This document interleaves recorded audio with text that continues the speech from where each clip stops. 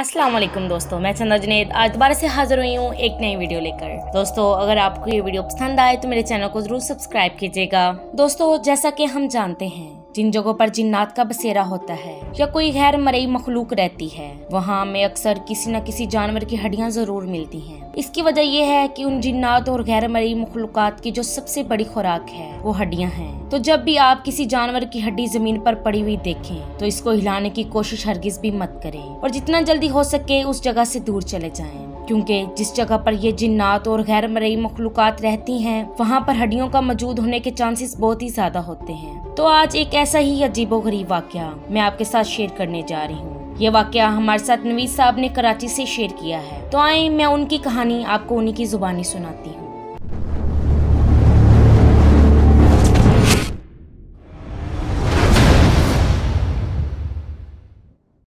मेरा नाम नवीद है और ये वाकया जो मैं आपको सुना रहा हूँ ये पिछले साल मेरे साथ पेश आया था। मैं एक सरकारी कंपनी में शेफ की हैसियत से काम करता था। तो एक दिन मुझे एक लेटर मिला जिसमें लिखा था कि इस कंपनी के क्लब में जहाँ पर सारे अफसर्स वगैरह स्विमिंग और खेलने के लिए शाम को आते हैं, वहाँ पर की हैसियत से कुछ दिन काम करना पड़ेगा, क्योंकि जो वहाँ का परमानेंट कुक है उसकी तबीयत कुछ खराब है और उसे अपने गाँव छुट्टी लेकर जाना पड़ गया। तो खैर मैंने भी हामी भर ली और अगले ही दिन मैं ड्यूटी ज्वाइन करने के लिए चला गया। उस क्लब में अभी मुझे ज्वाइन किए हुए 2-3 दिन ही गुजरे थे कि मैं उस पुराने शेफ के कमरे में अकेला सो रहा था और क्लब में कोई भी मौजूद नहीं था, क्योंकि जो लोग उस क्लब में आया करते थे वो शाम को वापस चले जाया करते थे और जब वो सारे अफसर्स वहाँ हुआ करते थे मेरा काम उनको खाना और ड्रिंक्स वगैरह सर्व करना था। और इसके बाद जब मैं फारिग हुआ तो मैं उस पुराने शेफ के कमरे में सो रहा था और ये करीब आधी रात के 2-2:30 बजे का वक्त था कि अचानक से मुझे ऐसा लगा कि कोई मेरे पैर को हिला रहा है और मुझे उठाने की कोशिश कर रहा है। एकदम से मेरी आंख खुली और मैं क्या देखता हूँ कि मेरे इर्द गिर्द बहुत से जिन्नात और गैर मरई मखलूकात मौजूद हैं और उनकी शक्लें बहुत ही ज्यादा भयानक हैं। उनके दांत बड़े बड़े और उन सब ने सफेद रंग के कपड़े पहने हुए हैं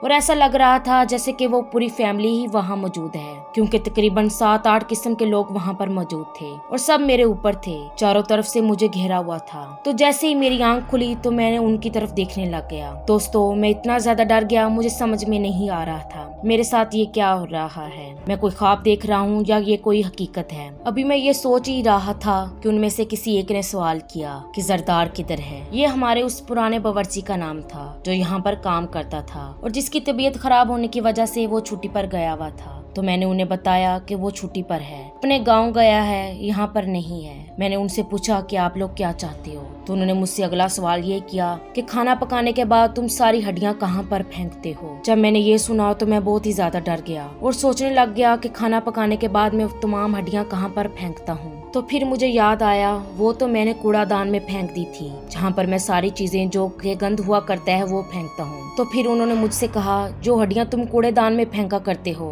कल से हड्डियाँ तुम पीछे क्लब की तरफ जो पीछे जमीन है तो उधर फेंक दिया करना, जैसा कि जरदार फेंका करता था। और उसे भी हमने इसी बात पर यहाँ रहने की इजाजत दी थी और तुमने हड्डियाँ पीछे नहीं फेंकी आज से तो हम तुम्हें भी बहुत ज्यादा नुकसान पहुँचाएंगे और तुम्हें यहाँ पर रहने की कभी भी इजाजत नहीं देंगे, क्योंकि जरदार भी सारी हड्डियाँ पीछे फेंका करता था। इसलिए तुम्हारे लिए भी अच्छा है कि तुम तमाम हड्डियाँ वादे के मुताबिक पीछे फेंका करोगे, क्योंकि जरदार ने भी हमारे साथ ऐसा ही वादा किया हुआ था। तो बस दोस्तों, ये सुनने की देर थी कि मैं वहाँ से उठा और एकदम से कमरे से भागा और मेन गेट पर जाकर पहुँच गया। मेन गेट के ऊपर सिक्योरिटी गार्ड खड़ा था। मैंने सिक्योरिटी गार्ड को पूरी दास्तान सुनाई तो उसने रात के इस पहर मुझे अंदर जाने से मना किया और खुद भी नहीं गया। हम पूरी रात गेट पर बैठे रहे और सुबह का इंतजार करते रहे। जब सुबह हुई तो हम दोनों डरते डरते वहाँ पर पहुँचे और कमरे के अंदर गए। वहाँ पर कुछ भी मौजूद नहीं था, सब कुछ नॉर्मल था। मैंने अपना सामान जल्दी से पैक किया और सीधा अपने कंपनी में जाकर रिजाइन दिया और अपने गांव चला गया, क्योंकि मैं इतना ज्यादा डर गया था और इसके बाद मैं कंपनी में काम नहीं करना चाहता था। तो दोस्तों, ये थी हमारी आज की कहानी। जब मैं ये स्टोरी पढ़ रही थी तो मुझे भी बहुत ज्यादा डर लग रहा था, क्योंकि आमतौर पर अक्सर ऐसी सुनसान जगहों पर हड्डियां पड़ी हुई हमें दिखाई देती हैं और हम उनको पैरों से मसल कर या साइड पर रख देते हैं बगैर ये सोचे कि ये जिन्नात की खुराक हो सकती है और वो हमारे आसपास मौजूद हो सकते हैं। और हमें नुकसान पहुंचा सकते हैं।